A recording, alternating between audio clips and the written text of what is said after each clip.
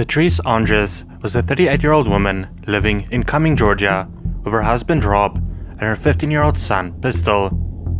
She met Rob when she was 30 years old and he was 50. Rob described himself as the happiest man in the world to have been married with Patrice. She had her own hair salon where she would cut or dye her clients' hair. After she was done with her clients, they would sit there and talk with her for hours. The whole community loved her. She always had a passion for cutting people's hair and making them look good. That is why she worked hard to get her own hair salon and build her business to the point where she had lots of happy customers and kept coming back. Patrice was very involved in her son Pistol's life and attended every meet and game he had. She always wanted everyone around her to be happy. On the morning of the 15th of April 2004, Patrice woke Pistol up the way she usually did, by running on a treadmill. That morning, they argued a little because Pistol was in a hurry to get to school. She dropped him off at his high school before going to work. A few hours later, while Pistol was sitting in biology class, he was asked to go to the office. Once there, he was asked if there was any way he could get into touch with his mother. Pistol then called Patrice 3 times, but there was no answer. It was strange, since any time Patrice missed a call, she would immediately call back. Little did he know, his mom has been reported missing to the police by a client of hers because she was not at her hair salon. When Sheriff Ron Freeman got to the hair salon and couldn't find any sign of Patrice, he knew something was wrong. He noticed that the cash register was open and there was money missing. Her purse was found on the counter and her lunch was still uneaten in the microwave. Other than that, everything else in the salon was like it always would have been. Everyone was dumbfounded as to where she could be. One thing outside of the hair salon that was strange was where Patrice had parked her car. She always parked the car on the left side of the hair salon, but for some reason on this day, it was in front of the salon. There really wasn't a lot of evidence to point the investigators into one direction or another. Immediately though, they got helicopters in the sky and searchers on the ground to look for her in the woods behind the hair salon. After they couldn't find Patrice in the initial search, they had to look at a timeline of her disappearance. At 8:50 a.m., her first client, Pam Shepard, arrives for her appointment.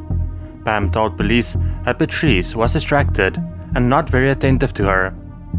At 11:05 a.m., Pam leaves the salon and Patrice is still there. 5 minutes later, at 11:10 a.m., Paul Cantor arrives for his haircut. He left the salon at 11:27 a.m. He received a phone call as he was leaving. That is how police knew what the time was. Then, at 11:35 a.m., a customer calls Patrice. The customer told police that Patrice was sort of short on the phone, which was unusual. The call lasted for about 2 minutes, until 11:37 a.m. The next call that came in was at 11:50 a.m., and it goes unanswered. The conclusion that can be made is that something happened to Patrice in that 13 minutes.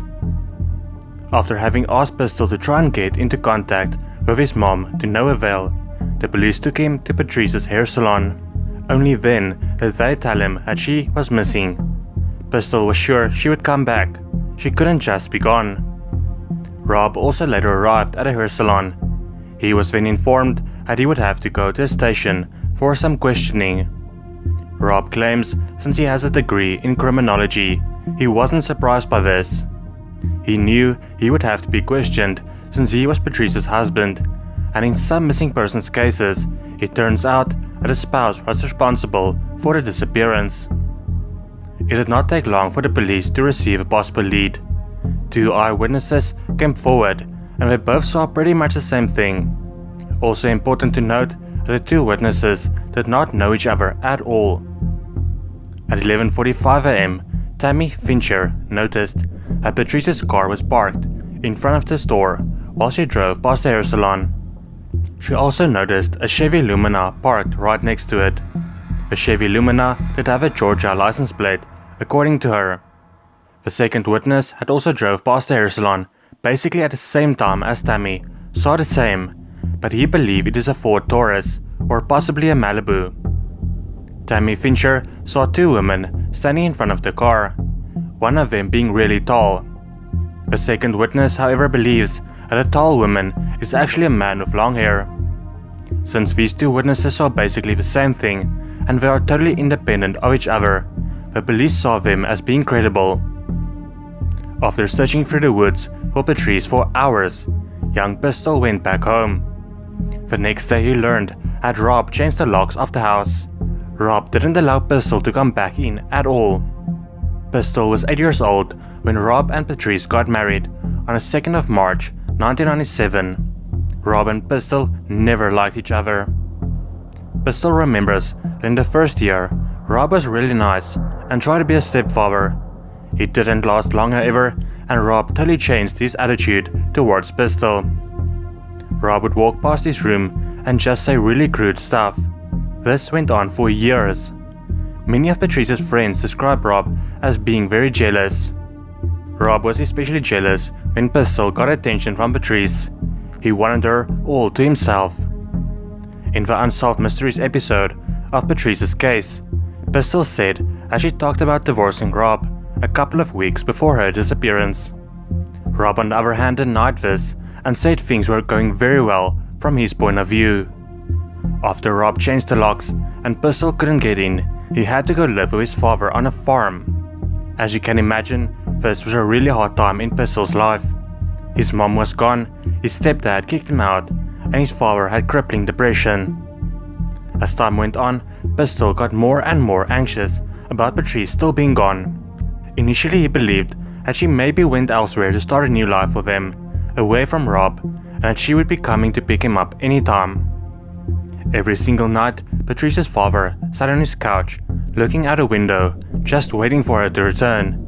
But she never did. One of the suspects that police looked at was Gary Michael Hilton. The police knew that he was in the area on that day. He once made a statement that his favorite place to go was a hair salon when he was looking for easy targets, referring to women whose life he could end. Another suspect that police looked into was Jeremy Jones. On the surface, he appeared to be an average guy, but he liked to abuse women and then end their lives afterwards. Jeremy told police that he was driving and he decided to stop at a hair salon. He drew a picture of where his car was parked and where her car was parked, and was very accurate. He told investigators that he threw her body in Sweetwater Creek in Douglasville, Georgia. An extensive search was done of the area, but no sign of Patrice was found there at all. Soon after, Jeremy Jones withdrew his confession. Jeremy Jones and Gary Michael Hilton are still considered suspects. 20 months after Patrice disappeared, on the 6th of December 2005, a man by the name of Albert Clark found a skull. The skull was found near the Lebanon Baptist Church, about 6 miles from Patrice's salon. It was quickly confirmed that the skull belonged to Patrice. After knowing that Patrice did not run away and that someone entered her life, Pistol went to the police telling them that he believes Rob is involved. Pistol believes that Patrice wanting a divorce upset Rob. Patrice's friends also believe Rob is involved. A lot of people that watched the Unsolved Mysteries episode also think that Rob might have something to do with it. Rob says it is impossible for him to be involved, time-wise. The police, on the other hand, said it is not impossible, just unlikely.